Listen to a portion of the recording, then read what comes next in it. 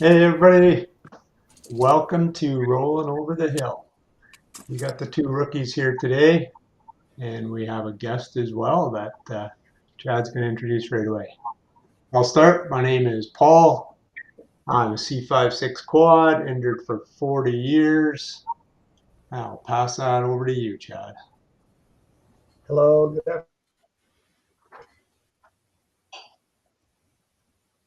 afternoon. My name's Chad Dismukes. I'm a C56 in a diving accident of 30 years ago. Yeah, welcome everyone. Today we have a guest, Troy Tesmer. He's the CEO and co-founding partner of Soul Mobility. And today he's here. He's going to talk about they have a power unit that goes on the manual chair, or else a manual chair goes onto this power base. Known as the Power Flex. And yes, so Troy, welcome. If you can introduce yourself to the audience and yeah, tell us a little bit about you and Yeah, your involvement with Soul Mobility. yeah, fantastic. Thanks, Chad. So I'm Troy Tesmer. I'm the CEO and founding partner of Soul Mobility. Soul Mobility is founded by Todd Hargroder. He's a former owner of ADI, Accessible Designs Inc., which did carbon fiber seat backs, disc brakes, and things like that. And he and I met about 20 years ago in the industry. I was selling wheelchair wheels. I worked for Sun Rims, if you're familiar with Sun Rims sport wheels and things like that, selling into the industry. And Todd rolled by with disc brakes on his chair, and I chased him down, and we became great friends instantly and have been friends ever since. He called me about 4 or 5 years ago and said, "Man, I got a great idea. I want to keep innovating, but I just don't want to run another company. And I know you do." So I'm in Wisconsin. He's in San Antonio. And I said, "Yeah, let's do it." So about 3 years ago, we started working really hard on this product. It's an exciting product. It really fills a gap that I think is needed in this industry. It's unique, it's simple, and I'm excited to share it with you guys and talk more about it. That's That's awesome, yeah. And I know, yeah, Chad, you've had a chance to see it, and I've looked at the website a little bit too, and it looks like a very innovative and cool idea.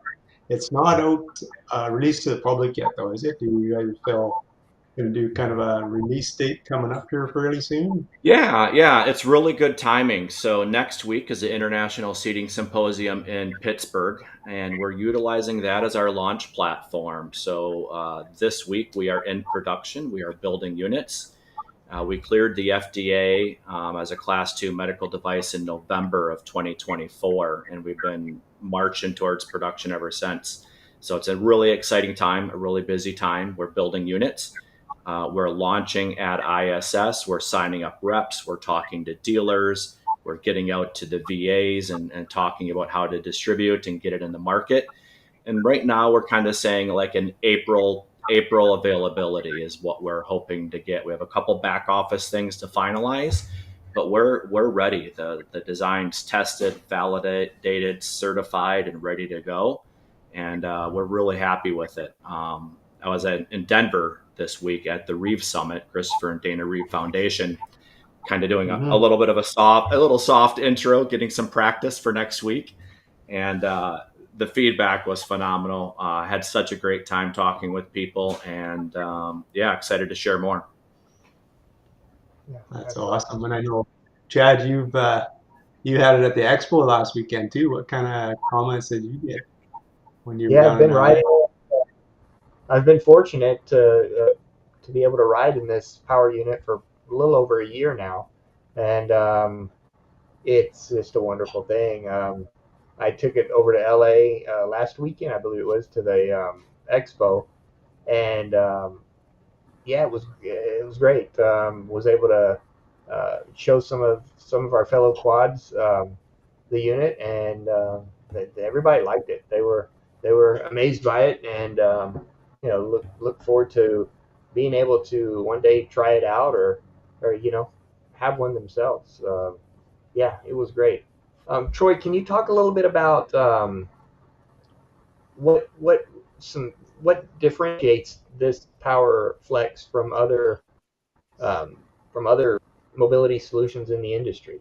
Yeah. I think now would be a great time if we have the capability to maybe share a screen and pop over to the website. People hear PowerFlex and they hear a power attachment device, but everyone's probably wondering what the heck this thing looks like and what are you talking about? So if we can pop over, we have a little video scrolling here.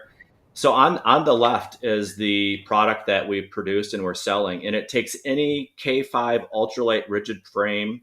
You pop the wheels off, you back it into these axle receivers, you can set it right in, and there's two quick release pins that pop into your axle receiver that snap it in, and then we have a manual tilt bar on the back that attaches. So in under 30 seconds, you can transform this thing from manual to power. It's really easy. A 10-year-old can do it. Any rigid frame chair will work in the industry, and we can adjust from a 12-inch chair, pediatric, all the way to a 20-inch chair with a 275-pound weight capacity. One thing you'll notice is because we're in the axle receivers, it operates and feels much like your manual chair. Here, Todd is actually utilizing the manual tilt, which allows you to go back to a positive stop, pressure relieve, open your chest up, relax a little bit, take some weight off those sit bones that you've been sitting on all day. You can see the suspension there in the middle. So the whole frame kind of like isolates and floats on the base below it. It's very much designed to mimic your manual chair and feel, which is your prosthetic, right? I mean, it's been sized for you. It's been fit for you. You'll notice the hand rims that are there look very much like the hand rim on your wheel. And that's done that way very purposefully because that's what you're used to grabbing onto in your manual chair. When you go to balance or weight shift or transfer, you're used to using your hand rim. So that's why that is designed that way.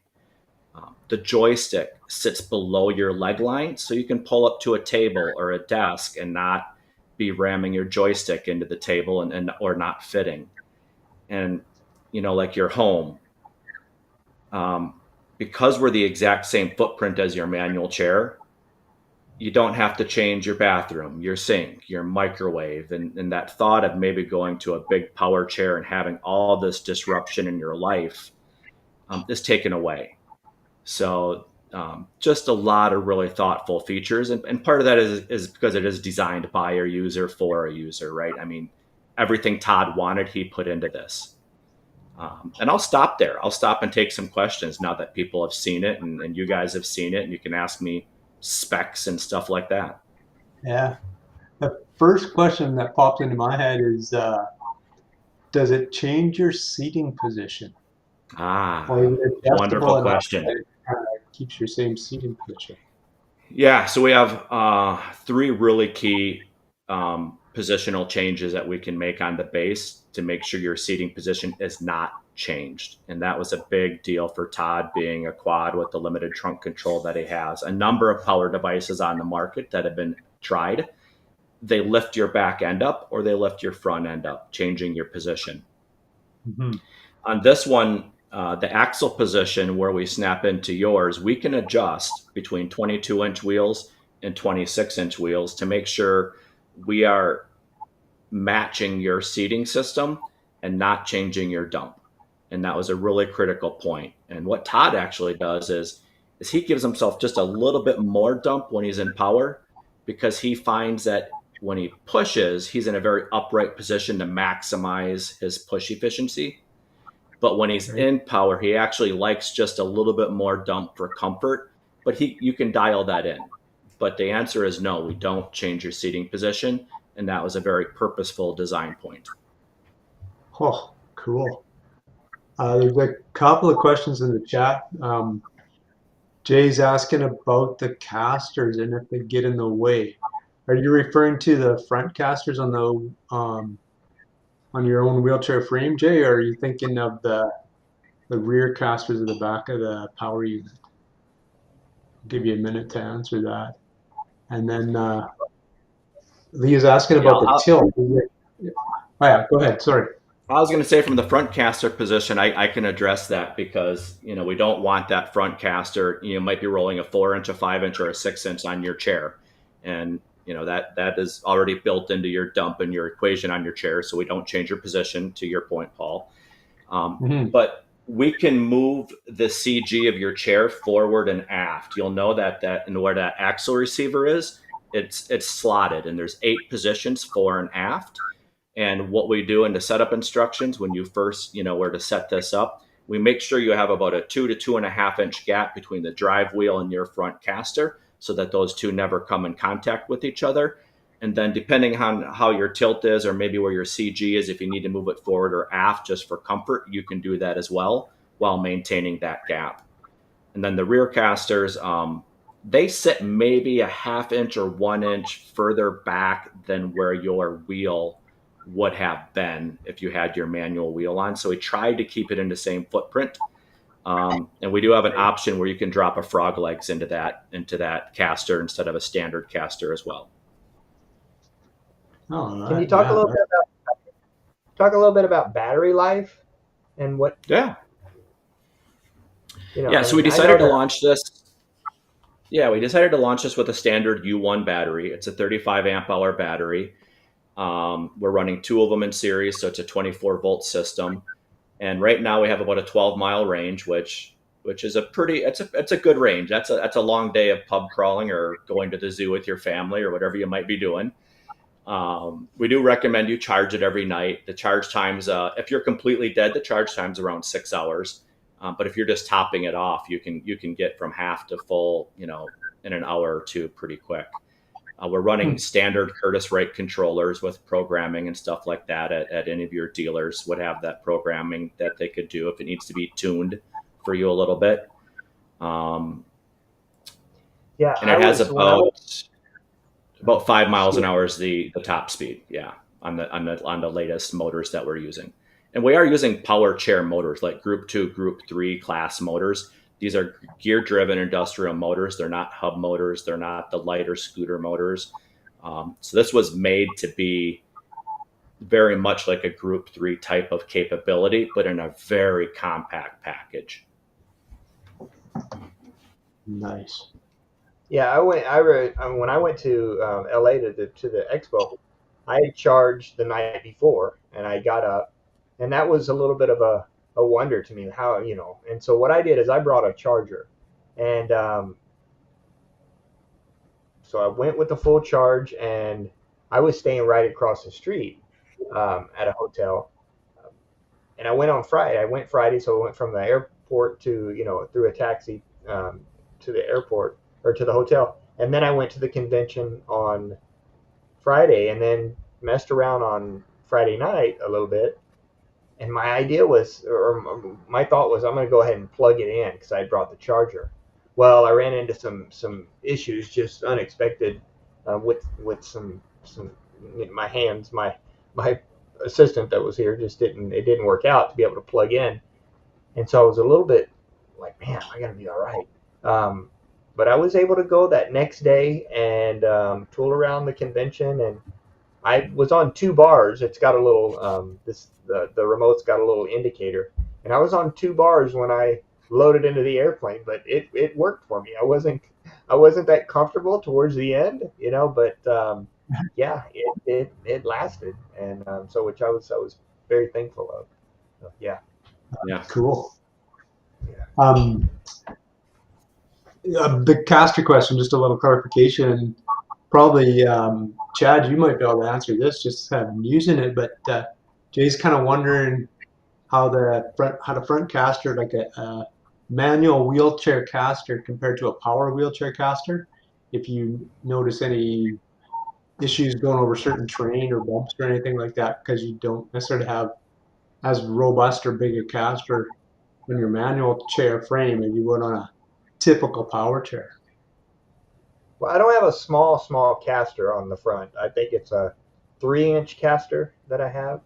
Is it a 3 or it's a 4-inch caster that's on the front? 4-inch, yeah. I think it's a 4-inch caster. And I'm still scanning what's in front of me with my eyes, just like as if I was pushing my manual.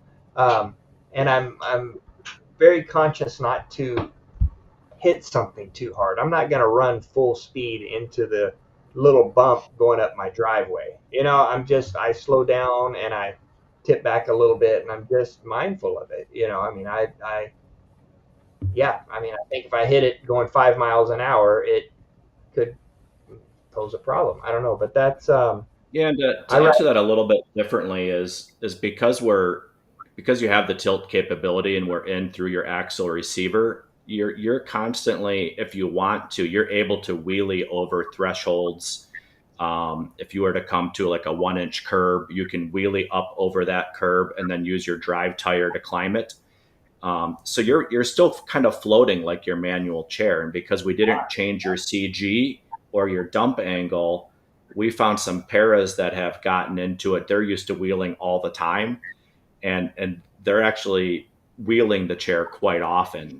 So it kind of floats over obstacles, and if you get on a rougher terrain like gravel or something like that, and you're getting beat up and a lot of vibration, you now have 6 wheels on the ground. So even if you tilt, you have 4 wheels on the ground still. So you can tilt back a little bit, take a little bit of that vibration out, let the suspension do its job, and float over those obstacles and a rug and thresholds and things like that. Well, that's cool. Yeah, That's a cool. good Yeah. The Yeah. tilt, Leah's asking about the tilt, if there's multiple positions for the tilt. Like, does it lock in certain Yeah, positions or is it, it kind of you know, up or down? it's a great idea, and I would love it to. Anytime you start talking multiple positions, you now have to have a release lever or some type of an actuation system. So the current tilt does not. It's manually activated, and so as you push back off your hand rims, you hit an over center point, right? Where all of a sudden your weight is going to let you drop back to that positive stop, and then you're going to stop there. Before you hit that over center point, it's up to you to kind of hold and move it how you want it. But there currently is not positions. It's just it's kind of all or nothing.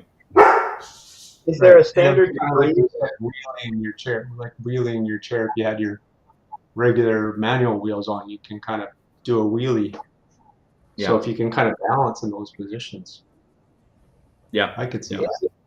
Is there a certain degree? Is there a max degree that you all are that we can we can expect with the manual tilt? Yeah, it kind of depends on every chair is unique, right? So because we're attaching to your rear rigidizer bar, it depends a little bit on your seat back. So that bar raises up and down in a bracket to come and reach up. If you have a high rigidizer bar, we go up to it. And it's probably something you're going to have to play with a little bit when you first get it to find your over center and to get it adjusted just right. So it's going to vary. For some people, depending on their chair setup, you might get 27 degrees. Other people might get 38 degrees. It kind of depends on where your seat back and rigidizer bar are located. Okay. Yeah, mine That's was. very cool.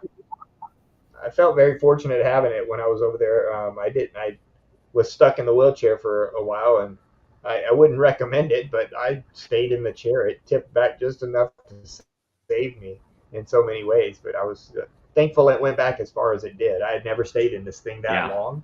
But yeah, but I was real. Yeah. What I noticed too was I was happy to have, just like you, to touch on your point before about having your manual chair, the one that's custom to you from a clinician that gets it, does your measurements and everything. Is that I was comfortable in my manual, so that was just an added feature that. So my manual held me, and I attribute a lot of non issues that trip to the manual itself, just being in the right manual and being able to stay in my right manual and adapt it to this power base and be able to tilt back there. Yeah, it was good stuff. It was good. Yeah. Can That's you So talk I a little saw bit the about? $1 million. Go ahead. I Sorry. was gonna say. I was gonna say. I saw the $1 million question. Does insurance cover it? Right. So every new product has its battles, right? So we are a little bit in between hip pick coats, but I think we have a really solid funding plan that should be ironed out in the next 60 to 90 days. So the way our government works, and it's not a crack on the government, but just so everybody knows, the way it works is you're not allowed to talk to them about coding until after you are FDA approved. because I don't want to talk to people that don't have a product that's real, right? So we were approved in November, and we immediately started talking to the PDAC, which is the group that controls coding for the US government, um, about coding options. We are Power Assist. There is a Power Assist code today that covers smart drive and emotion wheels and things like that. But we're Power Assist and a whole lot more, right? We have a suspension system, we have a manual tilt. So we're currently filling out our paperwork to submit to the PDAC team for code verification. And we're hoping to do a Power Assist plus plus. So Power Assist plus suspension plus manual tilt. And if you have the justification for that and it goes through, it should be reimbursed. Power Assist, if you need Power Assist, is being covered at a high rate today. Smart drive and emotions, they're covered almost all the time by insurance. So we feel like Power Assist in this format will have a good success rate. But until we get out in the market and start pushing it through a little bit, time will tell. So if you're not code verified, you can still push it through insurance. It's just going to be new to them, and they're going to go and look and say, hey, has this been approved by PDAC? If it hasn't been, then they have to make their own judgment. So our goal is to go through PDAC, get it approved, get it verified, so that when an insurance company sees it, they go, oh, it's already been looked at by PDAC, they approve it, we will too. What draft? Go ahead. Go ahead, Chad. Go ahead, Paul. Yeah, well, this is a little bit more of a different country type of question. I know there's a couple of us here from Canada. Have you tried anything in Canada to see if they would approve it at all? Yeah, great question. And I have an answer for you. I haven't tried it, but I did attend Canadian Seating and Mobility Conference last year. I talked with a lot of your therapists. I talked with several of your dealers. I talked about what do we need to do to enter the market. And very similar system to the US. You have a directory that we would need to be approved and through. You still would need, your medical necessity that this is something you need. And it would go through those channels. I have not tried it yet. And Canada will probably be maybe a 6 to 9 month lag from the US for us, because there's some additional regulatory things that we have to go through and get set up. Power Assist in Canada is a little bit newer and not being covered quite as smoothly as Europe or Australia, and maybe a little bit behind the US. And I heard one of the biggest debates is if you have a titanium or a carbon fiber chair, they will not approve Power Assist, because they're like, I just approved you for the super ultralight chair so you could push so efficiently. Why would I give you a Power Assist if you needed this super awesome lightweight chair? And hey, over 3-4 years, things change, buddy. Yeah. And we're really trying to promote, and I'm hoping we can get there as a society, a hybrid lifestyle. You'll see it on our website, hybrid. And what we really hope we can get to is a position where we want people to push. You push sometimes, but then you go power when you need it. And that need might be on laundry day in your home, when you're going back and forth 5 times and lifting a laundry basket and need a free hand. It might be when you're going to the zoo with your family. The US doesn't like to talk about recreation, so that's a bad example in the US. But we're really trying to hit 3 pillars with our product. One is aging, and your shoulders are failing and you just need support and help, but you don't want to go into big power. The second is, how do we help people get back to work and into the workforce and work for these companies that have large campuses, and get to work without being exhausted, and get to work without being a sweaty mess, and participate in the meetings that are on the other side of campus. And, how do we get that inclusion to increase the employment of people with disabilities and help them out? And we think this is a great opportunity. And that goes right on the heels of education. So a lot of campuses are ADA compliant. Great. They have curb cuts, the dorm is flat, they have linoleum floors. Okay, well, now look at to the other side of campus. Exactly. I'm sorry, the world is not flat. Yes, Yeah. your building is flat, but the world is not flat. So, how do we get you efficiently in between class times from morning to afternoon without being exhausted so that you can do a good job, you can study, you can pull up underneath of a desk like you would in your manual chair. And then when you get back to your dorm or your house or wherever you live, you pop on your manual wheels, you go down and have a coffee or a beverage with your family and live a hybrid lifestyle before your shoulders are worn out. And that's really the goal of kind of the three pillars of what we're working towards here. That's a great example. I mean, I happen to work on a campus at a university, and I use a power assist for that exact same reason, just to get from, even if it's a meeting, from one meeting to the next across campus, you Yeah. know, and I live on the prairies where it's flat, but the campus isn't flat because they like to build hills and ramps. No. Yeah, that's I a mean, my job is to think about how to make this company successful. So like, I mean, I have 1,000 ideas that I'm just waiting to build our team to go out and do. And my daughter's at the University of Iowa for her freshman year. It's a very hilly campus. And I would love to find a way to do a loaner program with universities where they buy 5 units, they provide them to students free of charge. And then every 2 years, I just swap those units out with brand new units so they never have to worry about maintenance. I bring them back, I refurb them, I donate them out to people, or we, have a refurb program for grants and charities.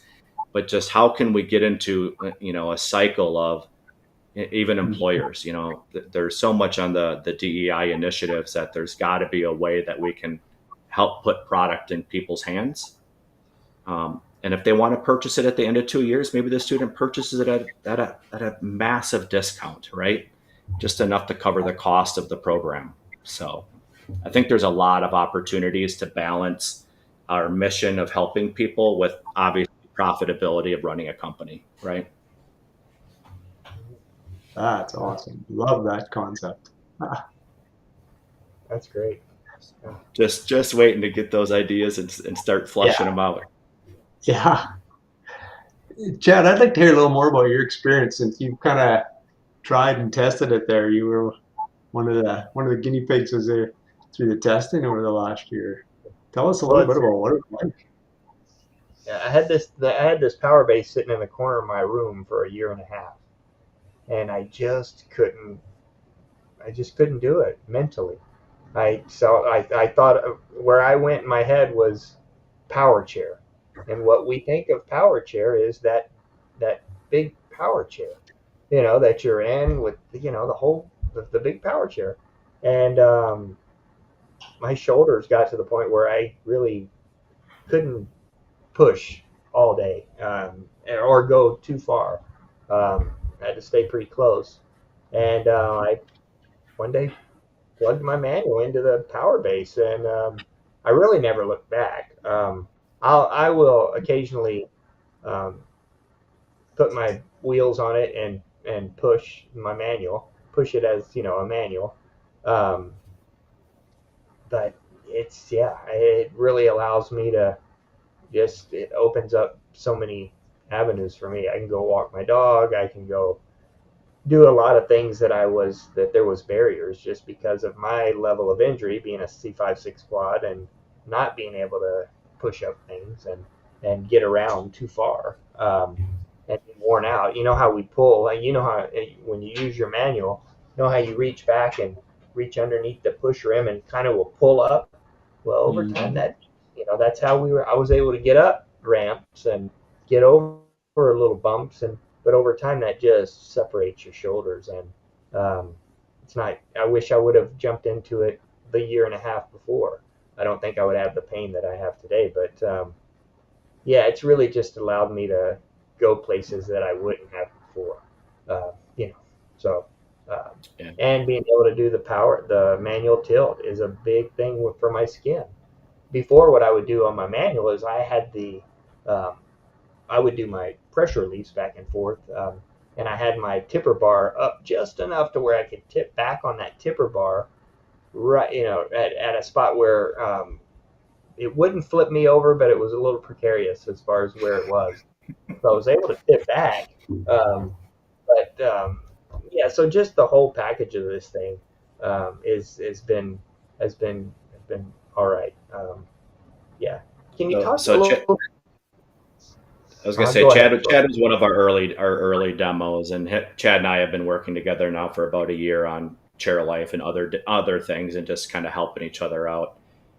He's kind of being a little bit modest. He mows his lawn with this thing. He sent me a picture dragging a lawnmower behind it, and I'm like, okay, this is not covered in the release form, Chad. Like, so. And his son plays tennis, and daughter plays tennis, and the ability just to get to their games and matches and the stories he tells me, it's awesome, and we're just happy we can help out. And I'm glad he finally got over the psychological, and we get it. I don't get it personally. I see it, but I understand, like, it feels like giving up, but that's why we want to promote hybrid. And I've talked to a couple of young guys, and I'm like, hey, what do you think about the product? What do you? He's like, I don't know if I would use it. And I'm like, well, why is that? And he's like, well, I don't want to go to power. And then he goes, well, but I guess I'm not going to power, because I can go back to manual when I want to. And I said, exactly. Like, you can do both. It's not permanent. Like, maybe you just do it while you're in rehab for PT for 3 weeks because you got, a shoulder tear. What do you do for first injury? When you're first injured, what does it take? A year to start pushing efficiently to and from in that first year? What if we could give people a power base for that first year to go back and forth and increase their quality of life by 70% in those early days? I mean, there's just so many use cases that we can do better, in my opinion. Yeah. Especially at aging. Being older and aging, it's nice to be able to go where I want to go. And fortunately, I have a can you talk a little bit about transport? How much does the whole thing weigh, Troy? And getting it around. So that's the number 2 question. So the power base by itself is about 115 to 120 pounds, and that's because we are running the industrial motors and we are running the U1 lead acid batteries. So it is a 2-person lift. If you currently are utilizing any type of a boom lift or a lift for your car or van, the rating you don't have to worry about, though. A lot of those are only rated at 150, 200 pounds, and they're not made for a 350 pound chair plus you, is what I guess what I'm saying. So none of that stuff has to change. I take aluminum ramps with me. I pull those out. They're 30, 35 pounds. I roll them out, and then I just power the chair up in the back. And because it's so compact, I can put this in the back of a, Kia, Soul. When I travel by myself, like I did to Denver, I check it through the airline at the gate, attached with a wheelchair, and tell them where to lift and stuff like that. It's been coming through. But when my Uber picks me up, I disconnect the chair, and those 2 handroom supports fold flat to the base, which we don't have a great picture of that on our website. But the whole thing's maybe 8 inches tall, and I can, and with one person helping me, I can put this in the back of any sedan. It just slides right into the trunk, no problem, and because it completely folds down into an 8-inch tall package. Oh, wow. And it's fantastic. And then I take the manual chair off. It goes in a back seat with me. My luggage goes in, and my wheels go in. I have a wheel bag for the wheels. And I talked to a lot of people this last week where they were with their caregiver, their husband, their wife, their boyfriend, whatever it might be. And they're like, man, we could travel the world with this, because I don't have to rely on power chair transportation when I get there. Like, I can have an Uber pick me up and just transfer into the front seat, and they can put it in the they can just slide it in the trunk. And it was kind of eye-opening for a lot of people. So even though it is a little bit of a heavier device, that's one of the drawbacks, one of the design decisions we made. we'll come out with a version in the future that'll be lithium ion and smaller motors and a little bit more lighter weight for those ultra transport people, but it's very transportable. Paul, how do you transfer into your driver's seat? I have a power seat base, so I've got like a Braun ramp van, and I got a 6-way seat base or 8-way or whatever they call those, and I just have it pull up beside it in my chair and transfer into it from my chair. I use a sliding board to transfer. Okay. Quite slick, but I mean, I Do could you, see that doing it's it like a because three. I'm in my own frame. The transfer would be exactly the same. Yeah, same height, same transfer, and the joystick swings down and out of the way for completely clear transfer off the same edge you would be transferring from. And we can do the joystick on the right side or the left. That was my next question. Could you? Yeah. Okay. Cool. Yeah, you tell us on the order form what side you want it on, and we'll mount it up on the right or the left. So Oh, that's slick. What is your target demographic as far as like the disabled? Is it? I mean, yeah, is it spinal cord? I mean, what? Who are you targeting, if you will? yeah. Who I think for? SCI is the biggest, and where we see the biggest need is quadriplegia, because they're stuck in this gap. I mean, Todd tells the joke a lot that someone told him of, when you go to the Paralympic Games, how can you tell the paras from the quads? All the paras have power assist devices, and all the quads are still pushing because the power assist devices just don't work, right? The tiller drives aren't great, for a quad. The smart drive is too much tapping and pushing and dangerous, for a lot of quads, and there's just not a great solution. So that would be our highest demographic. But we see anybody transitioning, CP, MS, diabetes, amputees, anyone that's pushing actively in a chair every day, has a need for some type of power assist, whether it's our device or somebody else's. There's a lot of great technology out there, and it's what's best for your need. We like joystick control because it frees a hand up. It allows you to do other tasks while you're still in the chair. You're not, and Todd's best at describing this because he's like, it's not just about propulsion, it's braking. A power assist takes you uphill. It doesn't stop you downhill. You're still doing the Barney Rubble friction on your, hand rims. Every single time you pull up to a sink or a restaurant or a table and you're rolling that 1 or 2 inches back and forth and you have a hand on your hand rim or you're doing a wheel lock, a power chair doesn't do that. If you want to hold your wife's hand while you go for a walk, the joystick allows you to do that. If you want to have a cup of coffee while you're rolling, a joystick allows you to do that. So there's pros and cons for everybody, and we know this isn't a solution that's for everybody.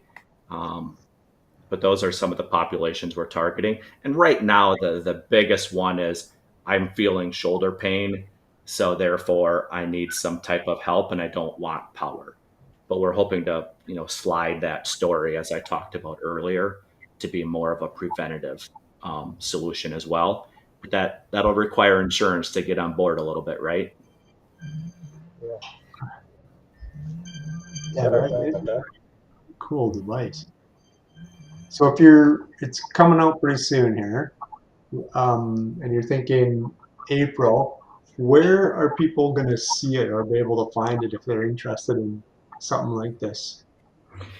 Yeah, so I think this is going to be a little bit of a grassroots effort, right? It's going to be a little bit of the tell your therapist you're interested in it, ask for a demo, and then they're going to have to ask for a rep or call us, right? So when we hear someone in Tulsa wants it, we're going to have to reach out to, we're working through manufacturers reps, so we'll have a rep network that covers the U.S. And then Canada eventually, and Mm-hmm. we'll reach out to our rep and say, hey, we got a person in Tulsa at the wheelchair clinic at the Tulsa hospital that wants to demo a product, and it'll be a little bit slow to start. We're hoping to get into the major rehab centers relatively early, but we'll work on creating that network and getting the word out there. So we're currently signing up reps. We're meeting with reps next week, and that'll be the first key for us. But you'll work through your therapist in your wheelchair seating clinic. So if you go into a national seating mobility, you'll say, "Hey, I want to try this." They're not going to have it sitting on the floor though, and necessarily recommend it until we're further along and down this journey. So it'll start a little bit grassroots. Can you talk a little bit about, if we could shift a little bit, just about your personal experience in the disabled community and working intimately with Todd and as a quadriplegic, and talk a little bit about that, your personal experience with that, and any changes in you that you've just talk a little bit about that, if you will, your experience. I still put my foot in my mouth on a daily basis, even after being with Todd for many years. It's been great. So, like I said, I worked for Sun Rims for a couple of years, and that was just by accident. Our company that I worked for bought a mountain bike wheel company, and when you buy a company, you get some products you didn't want. And one of the products they got was a wheelchair wheel division. And my boss reached out and asked if I'd like to run it. So I started to go into University of Whitewater, University of Illinois, going to the basketball and rugby matches, and just getting in the community. And then I met Todd, and we would sit at RESNA and ISS and trade shows and getting to know the community and people. And I've always been in product design and product marketing. I have an engineering background, but the ability to see directly how you're impacting somebody's life is so much more rewarding on the product development and sales side than developing a snowblower that people love. And I say snowblower because my last job I designed snowblowers, pressure washers, and generators, and and developed them globally for Briggs and Stratton. And I love to see people smile blowing snow. But to know you've impacted somebody's life, or let them play a sport, or made them more comfortable, or have them come up and say, "Man, Todd, this backrest is the best backrest I've ever had, and I just love it," is impactful. So when I had the opportunity, for Todd to ask if I wanted to join him and bring another product like this to market, I thought about it for a couple of years. And finally, my wife came to me and said, "Troy, enough. You're miserable at your job. The only time you're happy is when you're working on this project with Todd. And just go do it. It's what God wants you to do. It's why you're still friends. It's why you're still here. And go do what you love and what you want to do." So that's the story a little bit of why I'm here, right? And the impact's awesome. I mean, the people you meet, I don't think you're going to find a more genuine group of people that have been through than those that have been through the adversity that comes with a spinal cord injury, or MS, or CP, or unfortunately, maybe ALS. These are people that have seen the other side, and they know the world isn't built for them anymore, and they know that that they're going to have to pick themselves up if they're going to continue. So it's just it's hard to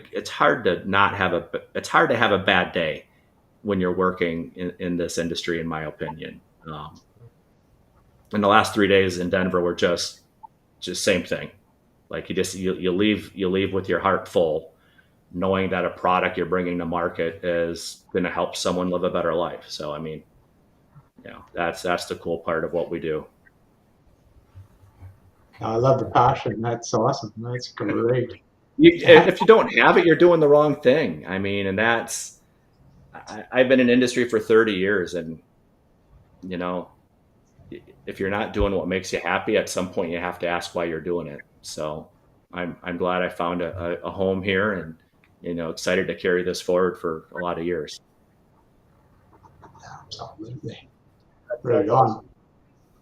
Yeah. Well, it's so good to have you here, and thanks for being here and introducing power flex to us, and Yeah, no, this is awesome. I really appreciate the time and the opportunity to share it with the group that's here. And I hope we can, find a way to keep sharing it, and let me know what we can do to help you guys out and help any way we can. Yeah, that's awesome. Or if you That's know great. of awesome ways to market it, or a foundation that fits this model, we're doing the same thing. We're literally guerrilla marketing, where we're going to be reaching out to foundations and people that do grants and help provide product for people. And there's a lot of way to get product out to people. So we're going to be tapping any avenue we can. that's great. And Shawn just threw up the website in there. So those of you So watching, will you yeah, go ahead, Chad.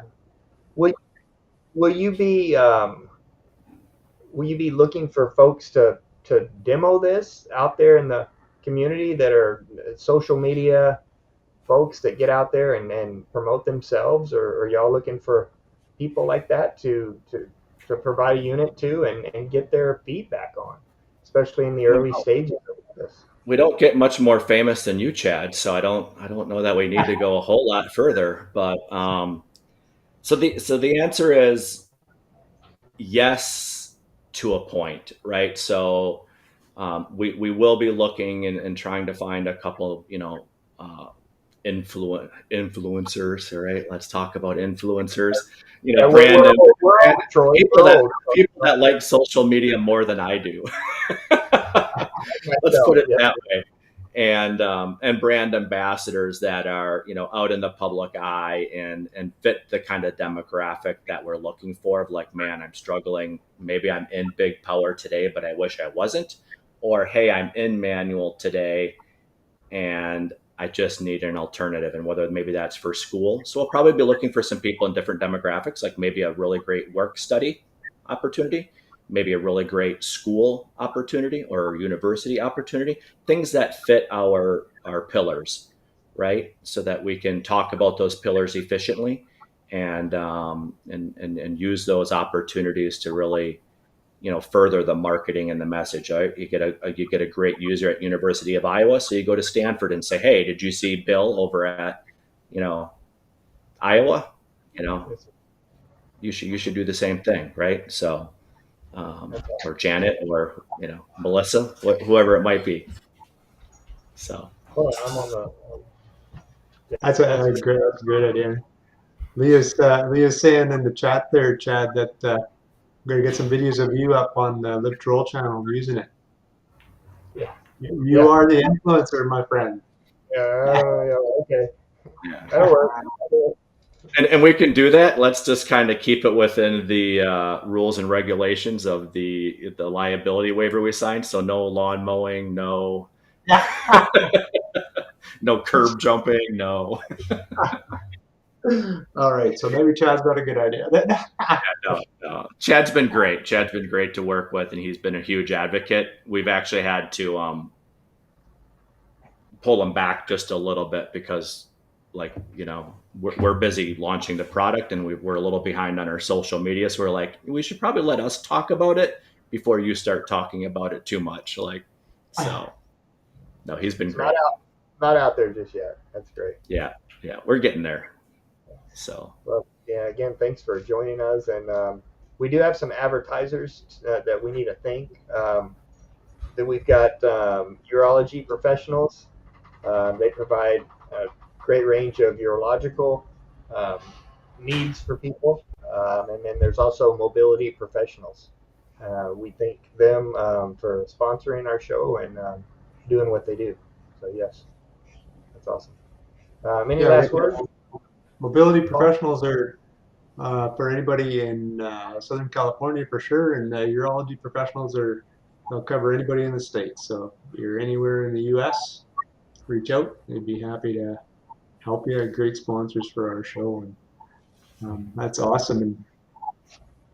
And we've got your website up there too, soulmobility.com. So those of you appreciate watching, that. Appreciate that. yeah, check out the website there, and you'll see what we've been talking about here this whole time. Pretty cool unit, I'll tell you that for sure. Yeah, we're excited. I'm really pumped. We've done a lot of work to make it user friendly, to make it therapist friendly, to make it dealer friendly. I've spent my whole career in kind of after service as well. Like if the dealer doesn't love it, it's not just about the user. If they don't love it, how do you get it out of the box, right? Like we've tried to think of everything and take those years of experience and really put it into this, from manufacturing ability to usability to therapist, setting it up and getting it to you spec properly. So we're excited. Yeah, I can definitely. The passion in you, Troy, has been. It's a driving force for me, and has been ever since I met you. Just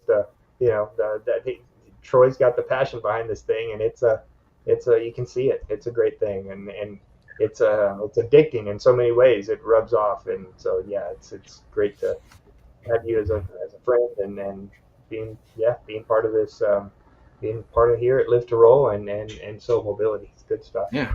Well, thank you. And thanks for what you guys do as well. I mean, this is important stuff. So Yeah. Awesome. And that link is also in the description of the video. So if anybody comes back and watches this, they can see, check out the website. So that's great.